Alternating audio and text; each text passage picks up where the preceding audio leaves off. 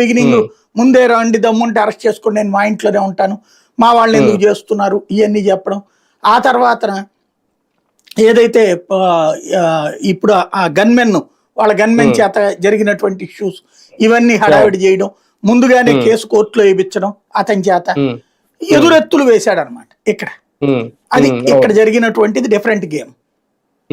కానీ చివరి నిమిషంలో పారిపోయే ప్రయత్నం చేశారా? పారిపోయేటట్టయితే గనక కొలంబోకి ఎందుకు వెళ్ళాలా? కొలంబోకి వెళ్ళి ఏం చేస్తాడు అక్కడ?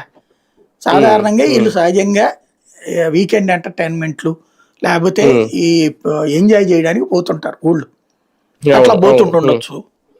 లేదా ఇక్కడ ఏ ముందస్తు బేలో తీసుకోవడానికి అజ్ఞాతంలోకి వెళ్తుండొచ్చు, మేబీ అది కూడా అయ్యి ఉండొచ్చు. ఇప్పుడు వీళ్ళందరూ మిగతా వాళ్ళు కూడా అజ్ఞాతంలో ఉన్నారు కదా. ఇప్పుడు ఈ మదన్ కేసు ఉంది కదా, ఈ మదన్ కేసును బేస్ చేసుకుని కొన్ని రోజుల పాటు సుప్రీంకోర్టు దాకా వెళ్ళి పిటిషన్లు వేయొచ్చు, అయ్యేదాకా అజ్ఞాతంలో ఉండొచ్చు, అందుకైనా అయ్యి ఉండొచ్చు. అంటే చివరి నిమిషం వరకు ముందస్తు బెయిల్ కి వెళ్ళకపోవడానికి కారణం ఏంటి సార్? అంటే మన దాకా రాదు అనుకున్నారా? అట్లేం లేదు, దాంట్లో ముందస్తు బెయిల్ దీంట్లో ఒక మొన్న మిథున్ రెడ్డి కథ లాగానే నడుస్తుంది.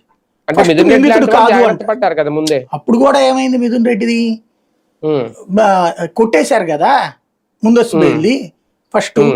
ఎందుకని కొట్టేశారు? సుప్రీంకోర్టు ఇన్వాల్వ్ అయింది, సుప్రీంకోర్టుకి వెళ్ళాక వచ్చింది. కానీ ఫస్ట్ హైకోర్టులో ఏమన్నారు వీళ్ళు,